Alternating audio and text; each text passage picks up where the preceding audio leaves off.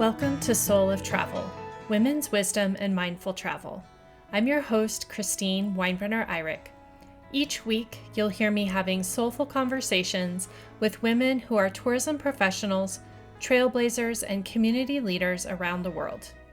They share their personal and professional journeys to inspire you, and their stories teach you how to become a more conscious traveler, live life aligned with your values, and create a positive impact. We are thought leaders, action takers, and heart-centered change makers, and this is the soul of travel.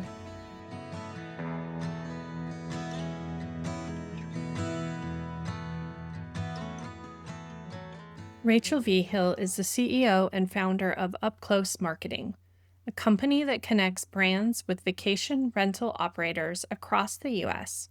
By providing free products for vacation stays, UpClose Marketing creates a unique trial opportunity to introduce guests to new products in an authentic and memorable way. In addition to leading her company, Rachel also self-manages 2 of her own short-term rentals, giving her a first-hand insight into the industry she serves. Originally from Oregon and now calling Southern California home, Rachel brings a grounded yet adventurous spirit to both her work and her life. As a proud mother of 2, she balances entrepreneurship with family life, showing that ambition and heart can go hand in hand. Her passion for travel fuels her curiosity and creativity, giving her a fresh perspective to bring into every project that she takes on. Whether she's growing partnerships through UpClose Marketing, managing her own properties, traveling to new corners of the world, or spending quality time with her kids, Rachel leads with connection, purpose, and a drive to make a meaningful difference. In our conversation, Rachel and I discuss marketing and partnerships and the way she loves to get creative to support her clients, how UpClose Marketing works, and why it's been successful. We also discuss fair trade, supporting women-led initiatives, and how investing in women can uplift communities. We also talk about the importance of travel for connection and personal growth, and why we prioritize creating opportunities to travel with our families, as well as sharing some of our travels together. I ask all of my guests to share 3 words to describe themselves, and Rachel chose entrepreneur, mom, and traveler. Join me now for my soulful conversation with Rachel Vigil.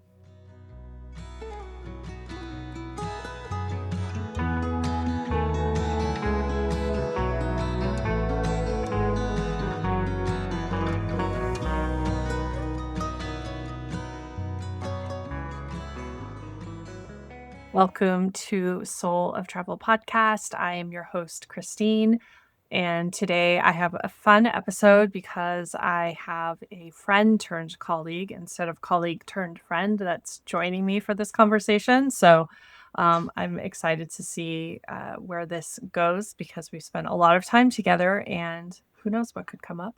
But I'm happy to invite Rachel Vigil, who is the CEO and founder of UpClose Marketing, to the podcast. So welcome, Rachel. Thanks for having me. It might sound like it's just 2 friends chatting because, known you for a little while. Yeah, for sure. And not only that, like a lot of the things that we have fun doing is brainstorming about business because we really met through business-ish, which I was thinking about this as I was preparing for our conversation of what I call our meet cute, or what kids call meet cutes, or they used to call, and now it's probably lame to say. But we met, I feel like my daughter was either just born or not yet born. So about 10 years ago, and we were at I think it was a mom's group. And I was trying to meet people in Temecula because I had just moved to Southern California, and I hate trying to meet new people. I'm totally not a social person, even though I do this podcast. I would prefer to be hiding, which is probably why podcasting works for me. But anyway, I saw you and I was like, oh, she kind of has a cool vibe. And then I saw a bracelet that you had on that was made out of these paper beads, or I thought it was. So I approached you and was asking you about them. I had been in Uganda and met with this group of female artisans that were making these really cool paper bead jewelry. And I met with this woman that was trying to help them kind of grow that from an entrepreneurship perspective. And that was way back early in my career, like 20 some years ago when I had this experience. And so then I saw this and I like geeked out asking you all about this bracelet, which then, you went on to confirm actually was this, and was an organization you were working for at the time called Threads Worldwide, which I then proceeded to join pretty much the next day, I think, helping to sell fair trade jewelry and support women all over the world. And that definitely was like what forged our friendship and our connection right away. Yeah, it's a good thing I wore that bracelet that Yeah. day. Yeah. I definitely wouldn't have talked to you because I hate talking to people. So that would have been Yeah, I clearly remember that day. As I get older, I don't remember a lot of things, but I remember that day. We, yeah, may have been sipping on a glass of wine, and yeah, completely remember that conversation. yeah, So, it yeah, was great because it led to a lot of adventures and really for me a lot of it's just one of those very clear stepping stones in my path of looking at how business and travel could support women and support gender equity and how we could elevate and amplify voices of women. So it's fun. This is like a great full circle moment for us here. I know that you just celebrated your 1 year anniversary of your company. So I did. congratulations on that. Thank you. As we get started, how about I just turn it over to you to introduce yourself and tell us a little Sure. bit more about UpClose Marketing? Yeah. So let's see. My name is Rachel, and I have been kind of in the marketing world for, gosh, 20 years now. Feels so old, but yeah, about 20 years. And then everything kind of links back to travel somehow. I studied business administration, but my minor was tourism, and I actually studied that over in Sydney, Australia. So that's really where my passion lies. I've got two kids, married to a firefighter husband, live in Southern California. And I have been kind of dabbling in this world to still find my place. I mean, it's so funny that here I am in my late 40s and I'm still trying to figure it out and see what gets me excited every day. And I feel like I finally found that moment where I'm happy. I love my job. I love doing what I'm doing. What you had mentioned with Threads Worldwide, that was so amazing because we had this moment where we were helping women around the world and it took us to travel. So you and I went to Bali together. It was incredible. And it just had so much meaning and purpose behind helping these women. It also took me to Guatemala and Ecuador. And so loved that. Did that for years. And it was such a nice transition because it was in my raising kids, baby period time. So I was able to kind of work on the side, but spend a lot of time with kids. And it's kind of funny. I've never actually had a job working in an office. I've always worked from home or kind of out on the go. So once my kids kind of started getting out of the house and we're going to school, we went into the vacation rental world. So Airbnb, that side of things. So we bought a place in Big Bear, California. And it's been about 8 years that we've been managing that, running that as a vacation rental. And then about, what's it been now, 3 years, we bought a condo in Kihei, Maui. And so that kind of shifted and became our world of vacation management, understanding that. And through that process, I came across a company, and it was called Free Products for Hosts at the time. And they were giving away stuff like mattresses and coffee and all these really cool things as a marketing play, which I fell in love instantly because it brought in travel and amenities and free stuff for a host and for the guest. So I reached out to the CEO and just told him that he had to hire me. I mean, there was no doubt in my mind, like I had to work for this company. After a lot of back and forth, he did bring me on. So that was about 6 years ago. So I worked with them for 5 years. And then last year, he shifted and went into the design and furnish and helping hosts just get set up for the first time. And so I took that side of the business under my own company, UpClose Marketing. So that's kind of how that all transitioned. And it's truly that I work with brands and they want to get their products out in a unique way. And so vacation rentals are a great place because people are relaxed. They're on vacation mode. They want to try new things. And so we kind of hit them in that confined environment. And brands love it because it's so unique, and hosts and guests love it because it's some really unique products that you probably would never try or purchase. And now you've opened your mind to it and created this relationship with this brand, which is a positive one. Yeah. So that's a quick rundown. Yeah, I love that because now thinking back, I remember when you heard about that company and you're like, yeah, I'm gonna reach out to them because I really want to work for them, which is one of those things that I admire about you because when you think something's a good idea, you're like so all in and so passionate and inspired by it. So I feel like that call that they must have received, they would have been crazy to say, like, no, we're not really interested. They're lucky that they said yes because you're like whenever I'm stuck and I'm like, I know there's like, I have these four things and I don't know how they go together, or I'm trying to get creative and thinking about how to tell the story. You're so good at just like, okay, here's five ways I see this working. And I'm like, oh, thank goodness. Like, I'm so grateful for people like you that just are able to like shift those things around and find the ways things work best. And I love what you're doing because I don't think anybody else is really doing this. It's such a great idea.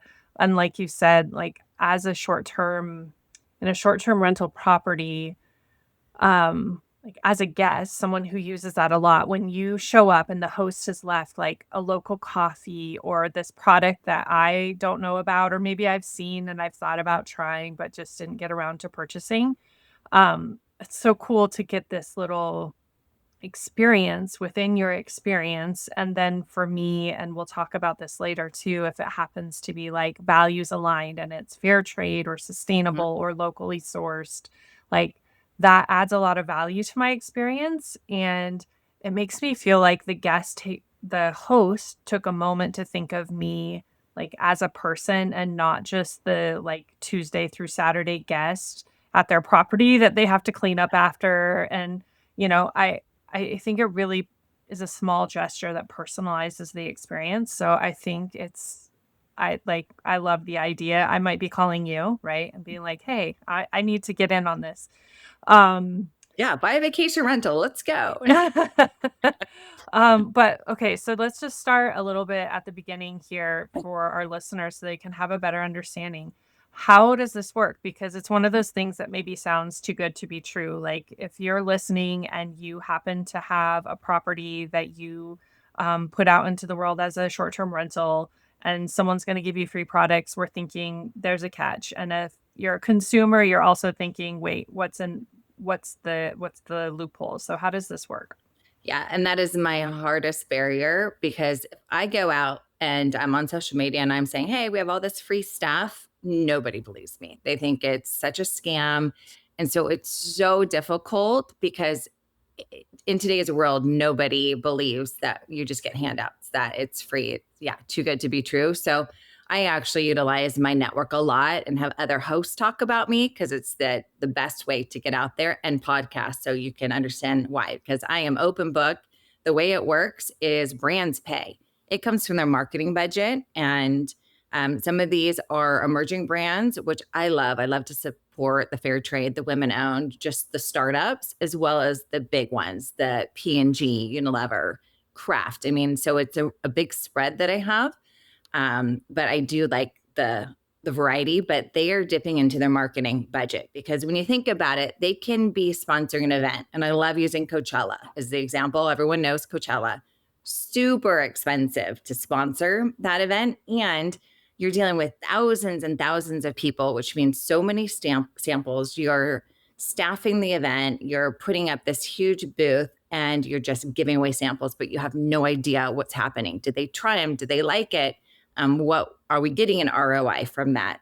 So this is kind of shifting that, taking that budget, but putting it in a vacation rental property, as well as we're expanding into campgrounds and RV rentals. And I love like the unique stays, glamping and domes and tree houses and houseboats. So pretty much any place on vacation or even like a midterm or corporate stay. So those traveling nurses when they're staying somewhere for 3 months, or an executive who needs to go move to LA and be there for a couple months. So it's both of those environments. And so because the brand is paying this, they cover the product. They pay for, there's a fee to UpClose and then all the shipping costs. So that's covered. And then it's the host that becomes really that representative for the brand, because what you're doing is setting up a display. So what we do is we send about a 3-month supply, and every booking you'll put it out with some marketing. So there's a little marketing sign. We're not wanting you to become that NASCAR of Airbnbs where you walk in, it's like, whoa, I'm getting marketed to. That's not our intent. It's more, here's some product, communicating with the guest of try it, explore it, enjoy it, with one call to action, which isn't just buy me. It's complete a survey. Let us know what you thought. And then maybe it ends with like a discount code because ideally the brand wants you to buy it, but it's more, let's not push them into sales. It's just that brand awareness and trying it. Some of my favorite products are like mattresses and sheets. When you think about vacation, you want a good night's sleep. You want to just really be in vacation mode.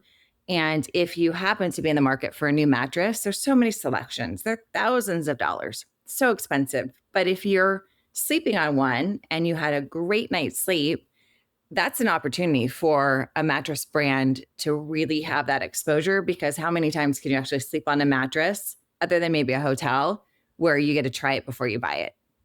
So that's some of it. And then I'll show you an example. Like also we've done sleep gummies.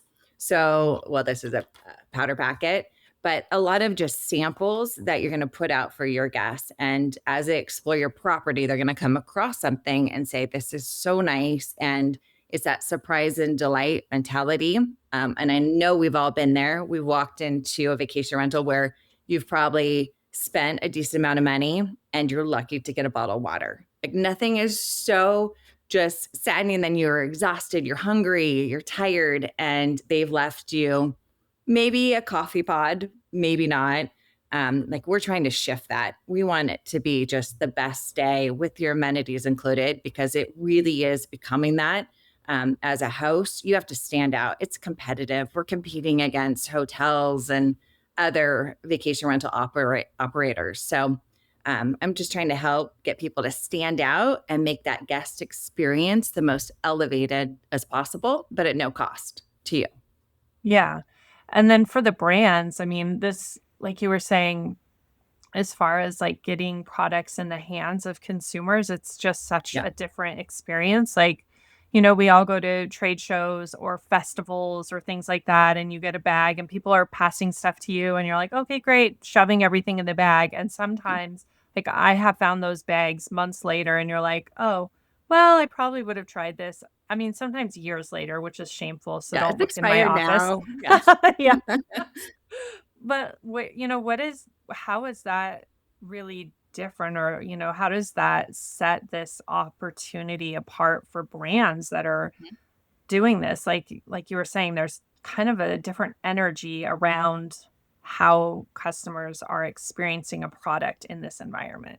Yeah, when you go to events, you go to trade shows, it's kind of take as much as you can. It's like trick or treating for an adult. It's so great, you're getting all this stuff, but it all gets cluttered. It all gets put in a bag and it's overwhelming.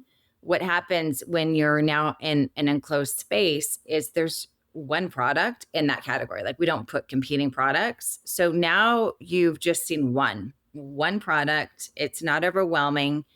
even if you were to go like to a trade show or like Coachella as an attendee, you're coming back to your property and you're going to have a much better interaction with this one product sitting on the counter than your bag of all these other things. Yeah. So it's that quality interaction is what we're looking at. And and it's really the trial, because also the movement has been in marketing is a lot of influencers. We know TikTok, everyone's out there showing their videos and trying it, and you get sold on it, but it's still very expensive. All those ads you're putting on social media with influencers, so costly, versus let's just send some product and actually get those consumers to try it, because that's what's missing. When we are on social media, we're missing that hands-on, they call it like cans in hand, or yeah, cans in hands, and just getting people to try it, which is the hardest part. Yeah. When you kind of talked about some of the products that you love, and I know just from hearing when you were getting to see some experiences or some products recently, like when you find stuff that's really values aligned and lifestyle aligned, those are the ones that seem to do really well, like healthy products, eco-friendly products. We're both being drawn to those, but why do you think maybe those products resonate with travelers? Maybe that's a mindset thing, like we're all changing our lives while we're traveling, so if we want the Yeah. healthier things, I don't know. Yeah, there's two sides of it. As a host, you have to be very careful about the products you're putting in your property because of liability. I mean, this comes to like I used to leave boogie boards in my place in Maui, and that's too much of a liability. If someone were to get hurt, then I provided the device that got them hurt. So everything from the host side you have to think about and be super careful. So when it comes to amenities, like that's one thing, is essential items that we're already providing, which is laundry detergent, dish soap, it's shampoo, conditioner, all of those. So there's the cheaper versions that you can go buy at Costco, but it's not as much eco-friendly, or the healthy side, the natural ingredients. So there's a lot of hosts making that shift, especially with laundry detergent, because nothing worse than having a guest saying, I slept in your bed and I have a rash because you probably use some sort of laundry detergent that I'm allergic to. So we do have that shift of a lot of hosts going more of natural, eco-friendly. The other side is local. I mean, when you're traveling, you really want to be immersed and see what's local. That's a little bit harder for us because we do have about 11,000 listings nationwide. So it's hard to be very centered on a region, but we can do it. And so I do love that opportunity when there are certain like local mom and pop stores and they just want to grow, but maybe give a taste of something like a coffee shop. Let's take a coffee shop of, okay, yeah, we're very local. Here's a little bit of ground coffee to get you started, but then lead them to your store. So I think that's fun because now you've incorporated a sample with an experience to drive them to come learn more. Or it could be, I mean, really anything, chocolate, a sample of chocolate. Now come visit the tour and see where we manufacture and make the chocolate. So Yeah. yeah, I think a lot are shifting to that. Yeah, the liability aspect is really interesting, and being someone who's been a tour operator, I know that liability is, like, often, sadly, the very first thing we have to think of, but I Yeah. hadn't thought about that in terms of why eco-friendly would be more attractive to a host or to a guest, and I actually, now that you say that, remember looking at listings recently that said, like, we cannot be responsible for any reactions you may have to perfumes or, detergents or anything, um, from our sheets or cleaning products, like, we when you think about Yeah. that, that would be endless, and I guess if you went into a hotel, I don't feel like you would have the same uh, kind of litigious night mindset, but for some reason in a vacation rental, because you feel like you're being hosted, maybe you feel like they need to take care of you in a different way, but that is really interesting that that's one of Yeah. the considerations. Yeah, guests are definitely becoming more demanding with their expectations, regardless. we're now getting very much compared to a hotel service as a vacation rental. So if they send a message and a host does not respond within a few minutes, it's negative. I mean, they really do expect like, snap, we need something. And if you have to deliver it to my room, I'd like it delivered to my room. Like the bar is just getting higher and higher because of what, yeah, it's hard to compete with hotels. Yeah, because it's just not the same. It's not the same system, but somehow the same expectations Exactly. follow you from one place to the next. Well, something else that we talk about on the podcast, and you kind of mentioned this of influencers in travel. Um, when you're working with brands, like you are becoming an influencer in your own way, right? You're influencing decisions, you're influencing what's being sold and bought, how people are thinking about travel. With these product placements, you are like literally putting products in people's hands that are going to influence where they vote with their dollar on their next purchase. So, how do you take that into consideration when you're looking for partnerships? I know that, like I said, we met doing fair work with fair trade and that you love to champion businesses. How much of that do you take into consideration when you're forming partnerships? Yeah, I mean, I don't really turn anybody down because somebody is going to want it. So I always leave it up to the host to decide if they want the product or not. So I put it out there. I never automatically send something. So there are some that promote and market themselves as eco-friendly, and they're only going to take products that make sense for them. And then there's others who don't. I also work with a lot of property management companies, and it's costly to go eco-friendly. So self-managing hosts, they can do that more than like a big property manager that has, let's say, 500 properties. They're looking at the bottom line. And so, there's a little bit there. But yeah, if there's somebody that says, I'm just getting started and here we have fair trade or we're women owned, like I'm going to work with them to do whatever we need to do to help grow their business in a couple ways. So one is just, yeah, let's find out what is your goal. Are you trying to grow in a certain region?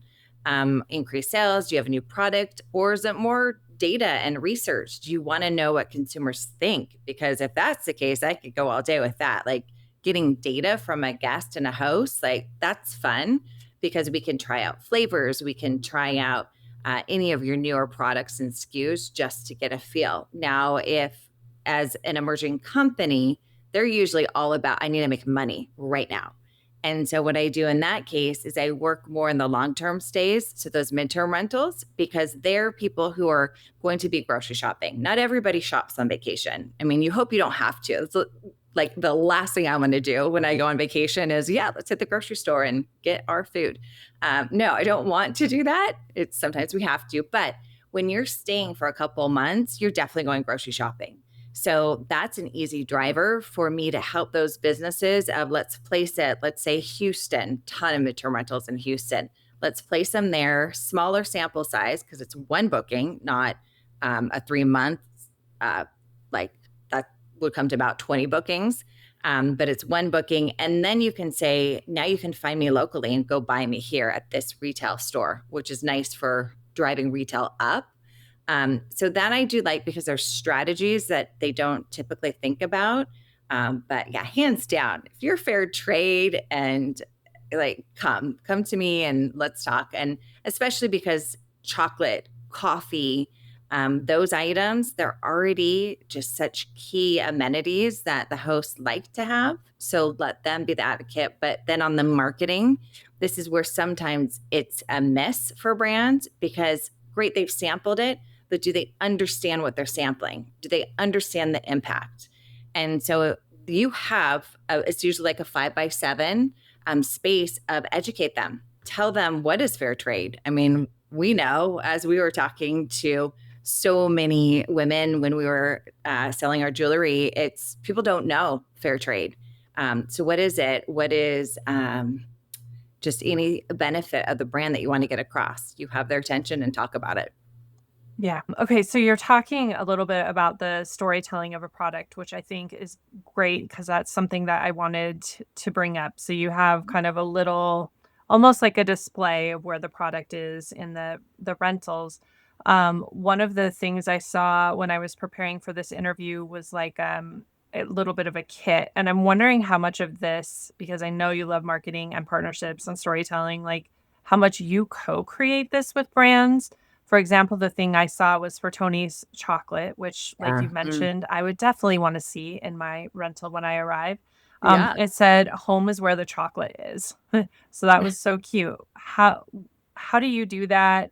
Do you help them get creative in talking to this market because it's probably a very different experience for them, or do they Mhm. get excited and come up with it, or is a little bit of everything? Yeah, I love when I can brainstorm and think about this because they're used to their normal marketing of it's just general, let's get out there. But no, you have to put yourself in the mindset of a traveler and the guest and put them in vacation mode. So, how does it relate to them while on vacation? And so, that messaging does need to be a little bit more tweaked and creative. What's more of a challenge, though, is some of these brands already have marketing agencies. So then it's up to the agency themselves to come up with that marketing, which then I don't have a lot of input. But more the smaller ones that are kind of just getting started and have their in house marketing, then I do. I get to work with them. And I really do love that because I think they just don't see that side of it. And this is their opportunity. Yeah, I feel like this is where this could be so exciting. And like when we've talked, and I'm like, oh, who do I know who might be a unique fit? Part of that is this way to take something maybe I already know and help them grow, or like envision and tell a different story about their product, or even for the hosts, like to help them grow because they have this experience. It kind of comes from both sides. Like you really get to champion these businesses along, but I feel like that creative process in helping brands market to these consumers is actually maybe something that's going to help them even in the long run. Because, like I was saying, so many of us get in a rut with how we think about something. And then we land somewhere new and we want to just take what we know and push it forward, and it doesn't really help. And so, when you do something like this in a new way, it might just shift how you think about your brand and your product altogether. Like, it just really could open up new doors for brands. Yeah, and also on the host side is we do a lot of our own marketing. So if you have a Instagram, Facebook page just for your property, a lot of it is of here's things to do, here's what I have at my property, but this also creates one more level of an amenity that you get to market. So most are not expecting to walk in and have a luxury shampoo or even maybe some beauty skincare line. So as a host, you get to brag about it and put it out there as well on your own social media to entice guests to book at your property. So it really does benefit them as well, and of course the brand. Yeah. And it's been fun for me watching your business grow and seeing how things are marketing. And like on LinkedIn, every once in a while it'll pop up and it'll be like, who did it best? And it has all the different host pictures of them sharing what they shared with their guests, which for me, again, it's just helpful in thinking about marketing differently, which I I struggle with because I just am not sure how to talk about things. And so this, like, I'm constantly from multiple angles seeing different ways to think about marketing. Yeah, anytime you want to brainstorm, hop on a call. Yeah. Luckily, I can do that. For my listeners, you might just have to follow her on LinkedIn so you can see some of that. Um, well, I wanted to talk a little bit more about traveling because that's also why we are here. I know that you have loved travel, as you mentioned. That was part of your background in your studies, and then has just been a huge part of your life and your family's lives with owning the vacation rentals. You added another layer to that. But I wanted to just hear from you maybe why you think sharing travel with your family is so important, or a story about how it has really personally impacted your life. Sure. So fun. I could go so many different directions with this. Yeah. So with my parents, I traveled a ton. We'd usually do one big trip a year. Sometimes they'd pull me out of school and then it's like the wrath of the teachers. But most I think have been pretty supportive of, yeah, go travel. You're going to learn so much more when you're out and about. So my parents took me all over the world. Biggest impact was Australia. Just always been kind of drawn to that area. So they ingrain that in me, which I think just helps you grow as a person to be adaptable and flexible. And you just know things aren't going to be perfect. I mean, I really say it's like the best way to know if you can travel with friends or a spouse. It's like you are put in these different situations where it's stressful, but it's also fun. And you just have to remember, yeah, you're on vacation. Life is going to go on. It's okay if it doesn't go perfect. So I think just the mentality of growing up as a kid. And then when I was the in between, just living my single life and off traveling and doing life on my own, I traveled as much as I could. I mean, with friends or by myself, the study abroad, and then bring it into my own family dynamic. It was, yeah, I guess a good one was we went to Argentina, just my husband and I before kids. And that was such a good test of our marriage because things did not go well. And I have learned that I am the one that gets angry faster. He keeps his calm. Like he really does when things don't go right. Like I can go a little yeah, heated where he always is that one like, okay, I'm gonna work and interact with people a little bit differently than sometimes I might. And so we really did have a nice dynamic together and realized, okay, this needs to be part of our family life. So bring on kids. My daughter, I think she was 6 months when we took her to Hawaii for the first time. And it's just been growing. And I think with them, one thing I really try to instill is we're not just staying in resorts. We're getting out, we're going to see the culture. I want you to learn some of the language. So actually on Thursday, we're heading to Germany. And I was like, learn some German, get on Duolingo. Let's learn some basics, study.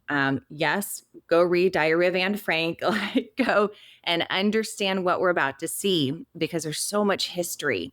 But my favorite thing to do is home exchange. And I know you know that I do this all the time, but taking ourselves out of the resorts, the tourist communities, even I mean, Airbnbs will always kind of be my next best. But I love home exchange because we're swapping homes. So I'm learning about another family and how they live. We're in their home, in their neighborhood, and utilizing their things. I mean, it's pretty neat because you can't get more immersed than that. So, like this family, we're staying at their place in Germany. They're not coming to our place. They're going to go camping instead.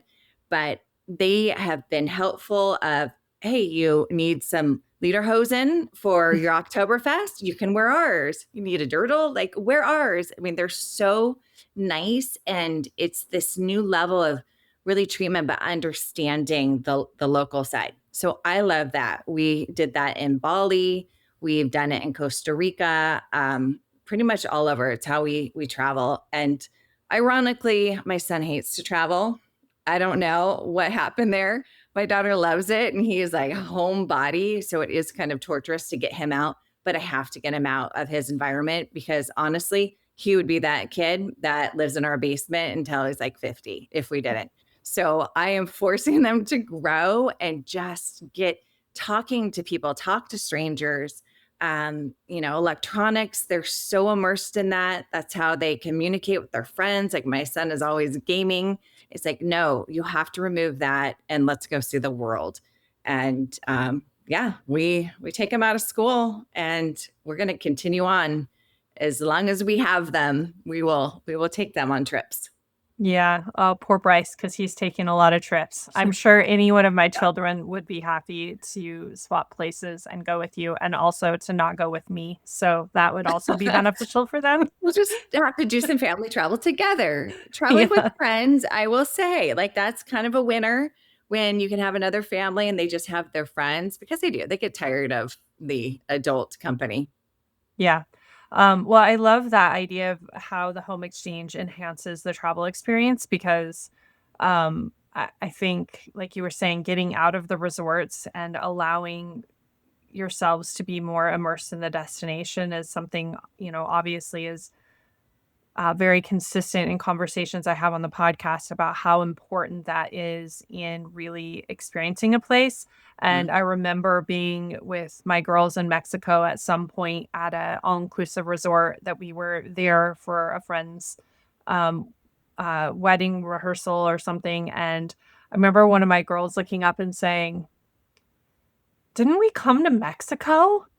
Everyone here looks like they're from America." I was Yeah. like, today we will be getting a taxi and going somewhere else. But I think we just sometimes don't think about that because that is how so many of us grew up traveling. We were taught to travel. That's the safe way to experience a destination or the easy way to experience a destination. And or like the epitome of success is that you can afford this all-inclusive resort where you don't have to think about anything, and like it certainly is easy and definitely was lovely with small kids, but like that was just such a powerful aha that they didn't even know where they were. Yeah. And if I want travel to be a learning experience, they've got to get out there and learn. And I love that you brought up Duolingo as well, because, for anyone listening and traveling with families, that is such a great way to like get them involved in a way that they're going to be excited about because, yes, it's technology, but then they're learning and then they feel confident as a traveler and they can read some of the signs or they can engage and communicate. Even if, like, our rule is always you have to learn how to say hello, Yeah. thank you, goodbye, please, and then things, like toilet and Right. beach or whatever, wherever we're going, so that they can have a basic level of respect is what I'm trying to instill in them, and then also confidence, the basic level of confidence. And we traveled for 4 months together, and it was really funny at the end. They're like, "Do you realize how many different ways you say, bathroom or toilet?" And they're like, "We had no idea." And like it seems insignificant, but Yeah. yet that is a like just that's a really easy way for them to understand the difference of people in different places and the similarities of people in places. Like, I don't know, I feel like it's such a easy way to engage kids in the travel experience. Yeah, nothing irks me more than traveling with someone that thinks they're gonna have the American experience international. It's, like you said, you go to a resort and they have like the buffet and it's an American buffet. You've got your cantaloupe and it's like gross. Like, this is not why I traveled here. I want your local food, your fruits. Give me something new to experience.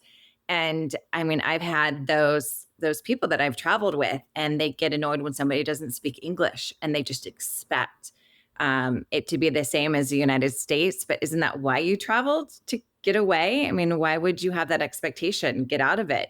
Be uncomfortable. I mean, I remember one of my definitely most uncomfortable moments traveling was I went to Fiji and I had made friends with like the bartenders and the people that worked there. And so they decided to take me to a local bar, and I went, and it was the most uncomfortable because, one, I was a tourist and I was definitely the whitest one when I walked in. It was almost like that moment where the music stops, like when I walked in.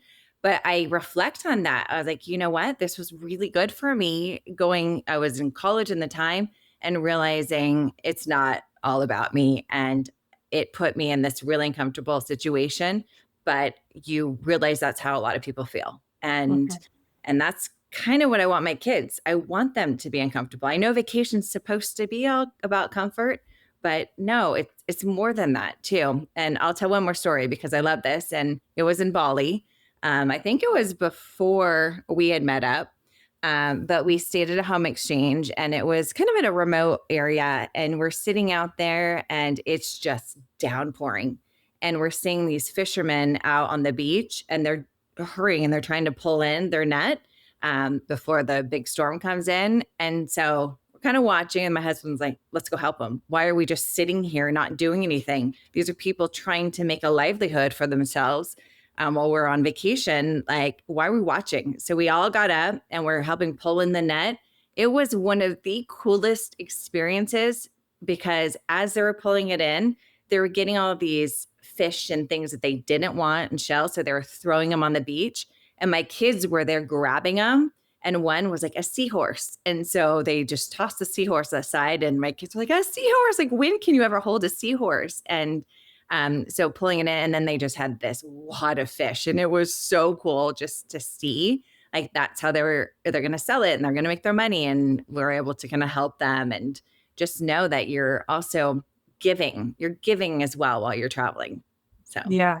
As soon as you said that, I was like, "Oh, I'm sure Rich is like, we can't just sit here. We have to go help these people." yeah, Um, yeah, so I love that.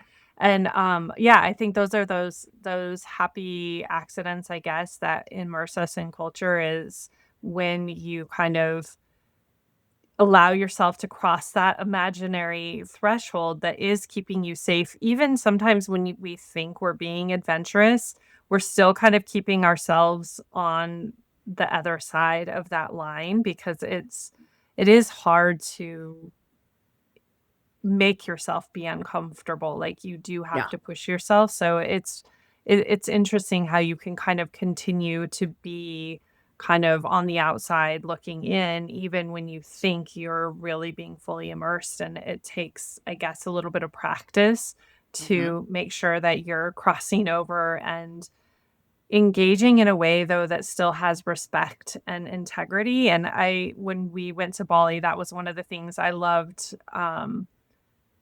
when I landed, I had done some scouting for one of my work trips that I was looking to put together a trip in Bali. And so I joined you guys a little bit later, and your family was leaving as I was arriving. But watching the relationship that your family had built with the hosts and everybody where we were staying, I was like, oh, this makes me so happy because I knew your kids were having an experience that they wouldn't have had anywhere else, and that sense of connection and family, because it seemed like we arrived at this giant family, and it was really the people working at the house that we were renting, but they were all, like, there as if we were there together, and it was so cool. oh my gosh, yeah, and we still talk to this day. I mean, in Bali, it is a little bit different because yeah, you rent a house and they have someone that cooks and cleans, and you really do get treated well, even though you don't always ask for it. It's just there, and so we just made friends, and they're one had a son. His name was Risky. And so my son became kind of his international pen pal friend for a little bit there. And then COVID hit, which was a real struggle for the island. And so it was nice because we were able to send them money and just to help kind of get them through some of those tough times. And yeah, we're still friends to this day. Yeah, when I was traveling in Greece with my girls a couple summers ago, it was kind of coming into off season, so we were staying at a property where I think there was maybe one other guest that was there that I never saw, but it was like a lodge and then a restaurant, and if you turn the corner, walked up the street, it was like their nana's, like their grandmother's bakery, and Oh, then you went a little further up the street, it was somebody else's business, and across the street was the family apothecary. It was like all these family businesses. And so when we got there, they had a daughter that was the same age as my youngest daughter, and they immediately started playing. They had just gotten a kitten, and so my kids were, obsessed with the cat. yeah. And at some point, I realized that they had been playing together for hours, and their daughter spoke no English. And so they became like the best of friends. And we were there for a week, and they would, as soon as they woke up in the morning, run out of our room, go to the restaurant, and try to find the little girl. And if she wasn't there, they would run to the grandma's bakery, and she would maybe be in the basement area, like the prep area, playing. And it was kind of that same, like, we got integrated into their family experience in some ways. Obviously, we were there and we were still a host and we were buying food at the restaurant and things like that. But then the granddaughter got her grandfather to bring their donkey so the girls Oh could see gosh, the fun. donkey. Yeah. And then, like, when we left, because we were backpacking, and I noticed you did this too, like, there were clothes the girls had already outgrown on the trip, which, how Yeah. does this happen? You're like, "We just left, and now all of a sudden you have shoes that don't fit you." But they gave them to Anna Maria, and like they still think about that connection. And I just think like that, yeah, I think that just really changes their worldview when they can understand and have that deep of a connection with people. Yeah, I completely forgot that we did that. We packed clothes that I knew they'd be outgrowing and we left them. We left them with a bunch of the families, and same with just the basics like tampons and those kind of things. I mean, we just left it all. And I think even the medicine, like in Guatemala, we took it to a hospital and anything that we could do, like, why travel back home with it? We don't need it. Yeah. Yeah. I think that it's always interesting to kind of think about that and think about how it can best serve people or what actions. And, sometimes you have to think through it because sometimes you can't just leave things or give things in a way without disrupting the dynamic of things. But Right. if you are fostering these relationships, Mhm. well, to just stay in Bali for a second or to go Yeah. back, I let's love go back. Bali. I wanted to ask, outside of that, personally, if there was any experience that was really powerful for you or a moment or anything you experienced that surprised you because you're quite a seasoned traveler at that point, like just anything that caught you off guard. Well, hmm. I mean, definitely there was an injury that happened that I'm still trying to heal from that one. You got to be a witness of that snorkeling accident. Got beat up pretty bad with a back injury, and that surgery is now 5 years later. I think it's 5 years happening next month. So, yeah, but that was, I mean, not fun, but at the same time, that was a cool experience to see how they treated that injury and what they did. I was pretty scratched up. Like, great, now I'm going to be that one that dies from the coral toxins because it's now in my system. Of course, you start thinking about all these horrible things. But we went back to our place, and the woman who there that did the cooking that I became friends with, she treated it with this paste. Like, she went right to work and created, and I think it was out of like turmeric and just their natural land instead of running to the pharmacy. She's like, nope, I got you covered. We're going to make sure there's no infection. And then she painted me with lots of yellow. So that's why I think it was turmeric. I got no infection. I mean, that was really cool to see of you just rely on the land and what you have. And it did. I mean, it healed me enough to prevent further, infection. That was fun. And then, of course, the traveling when we visited the women artisans and seeing what they're making and the jewelry. It's so beautiful, and how they support themselves, and really getting to see their environment of how they live and how just such a small amount of money goes a long way. So that was nice because what we would do in that situation is we're seeing where the jewelry is made by the women fair trade artisans, and then we would come back to the United States and we'd sell it to our friends and our family and events, and then the proceeds would go back to those women.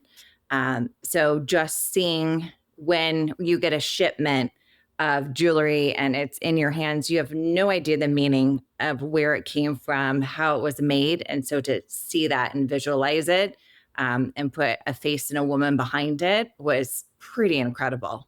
I mean, Yeah. you can't beat that experience. I mean, and that's where I saw it in Guatemala and Ecuador and all over the world. Like, Yeah. that, it's powerful.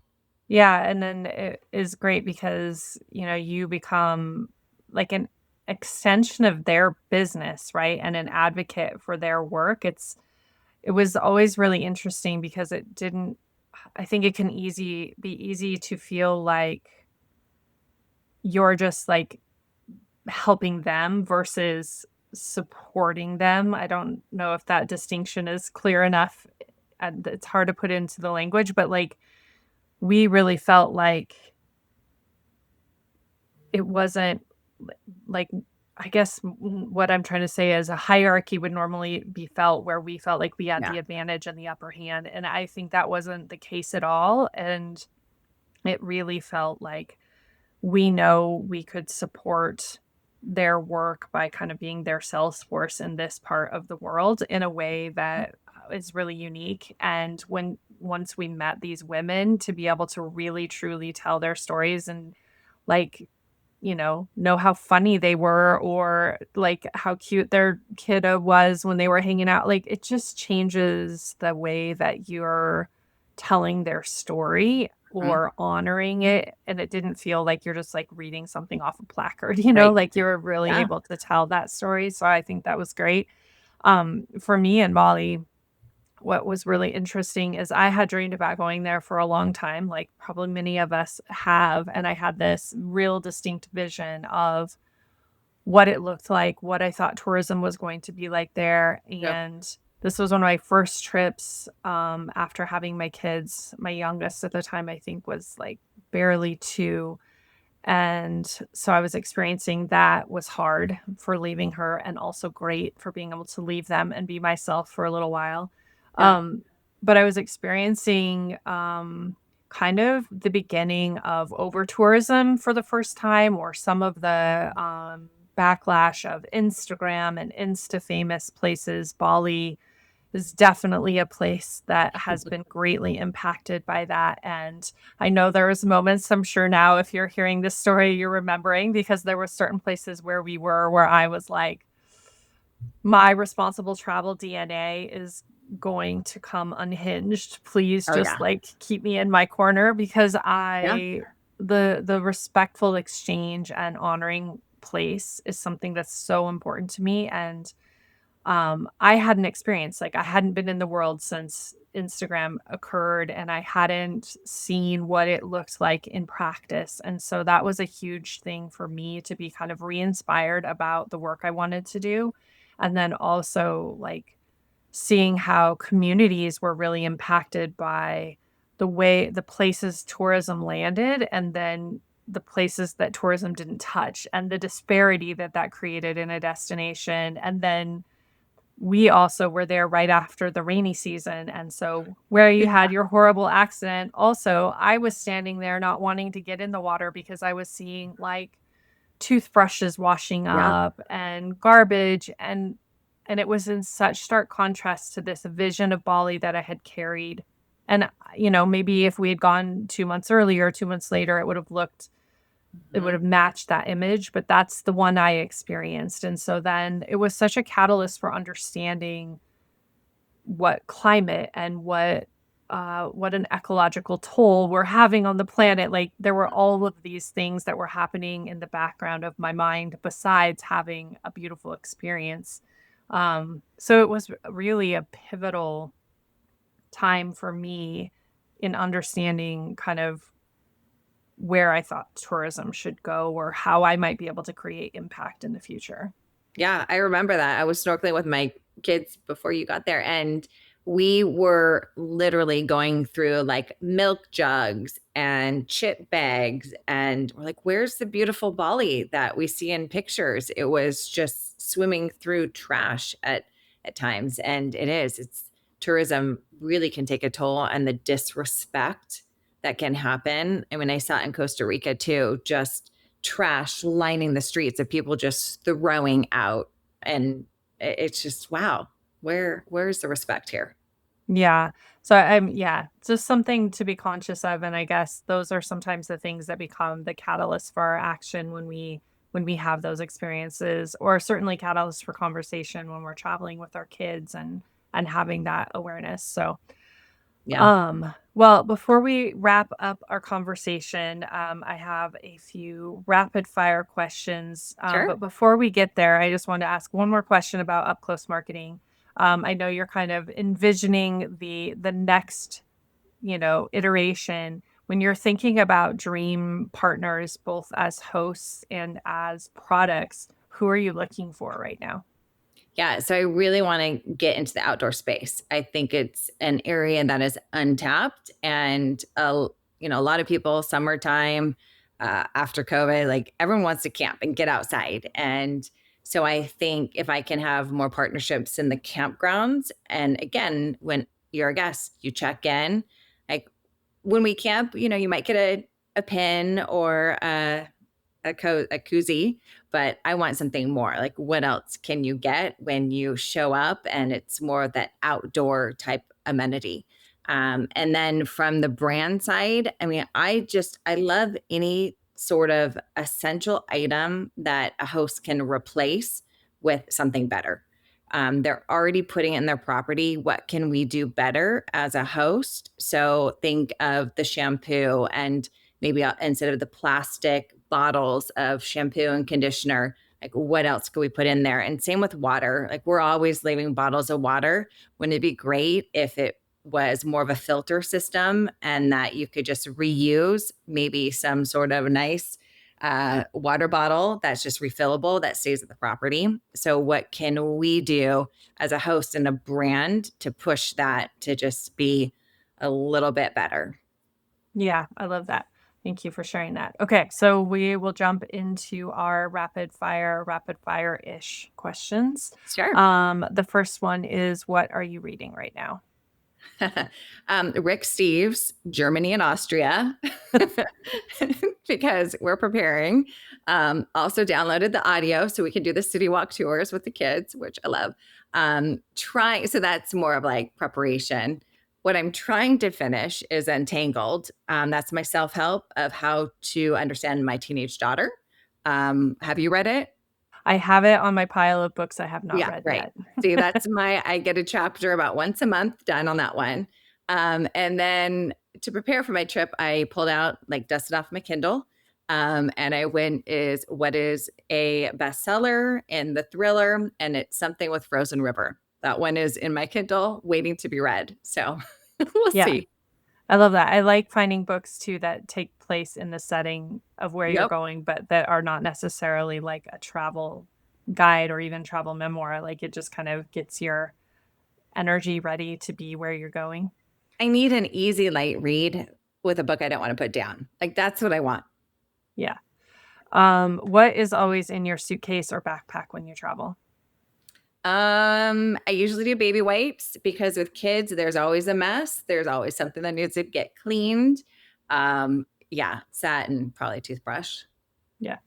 A toothbrush and an extra one for me if you're traveling with me because I never remember my toothbrush.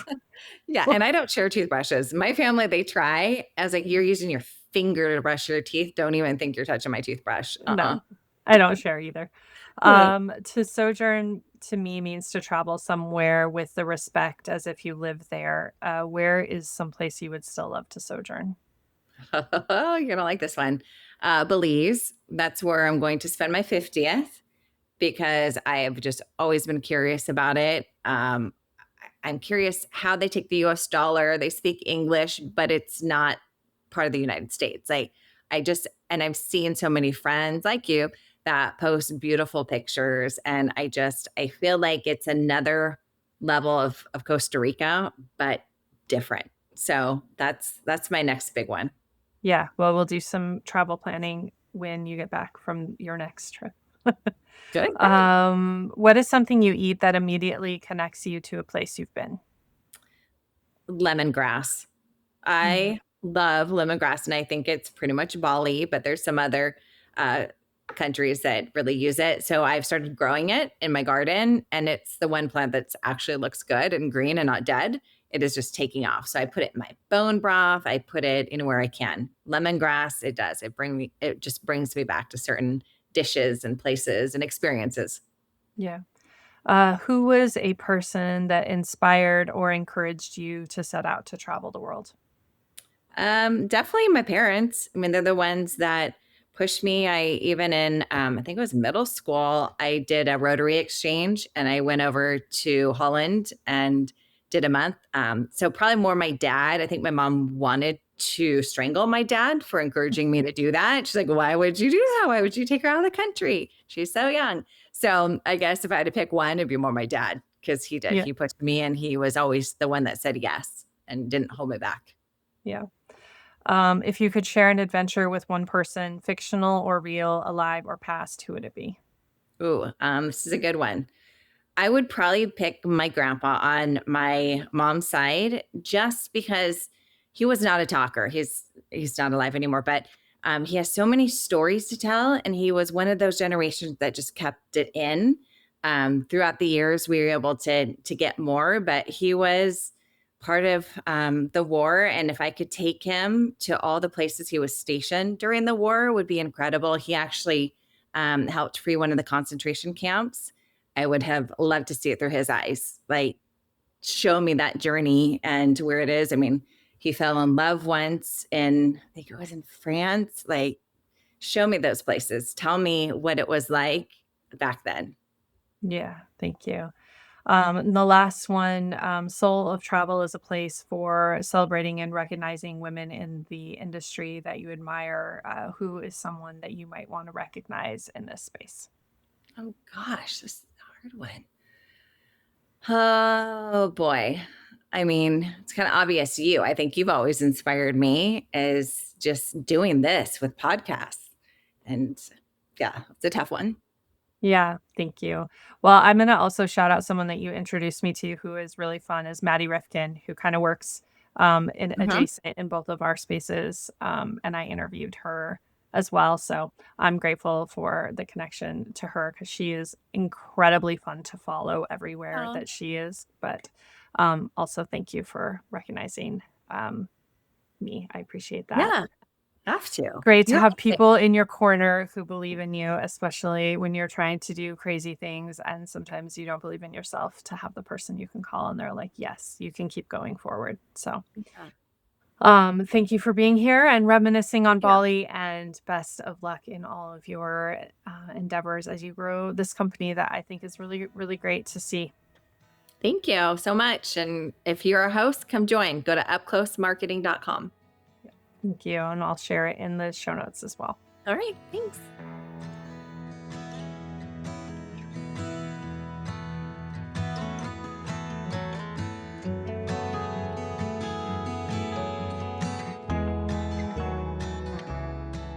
Thank you for listening to Soul of Travel, presented by Journeywoman. I hope you enjoyed the journey. If you loved this conversation, I encourage you to subscribe and rate the podcast. Please share episodes that inspire you with others because this is how we extend the impact of this show. Learn more about each of my guests by reading our episode blogs, which are more than your average show notes. I think you'll love the connection. Find our episode blogs at www.souloftravelpodcast.com. I am so proud of the way these conversations are bringing together people from around the world. If this sounds like your community, welcome. I am so happy you are here. I am all about community and would love to connect. You can find me on Facebook at Soul of Travel Podcast or follow me on Instagram either at she.sojourns or at Soul of Travel Podcast. Stay up to date by joining the Soul of Travel podcast mailing list. You'll also want to explore the Journeywoman community and its resources for women travelers over 50.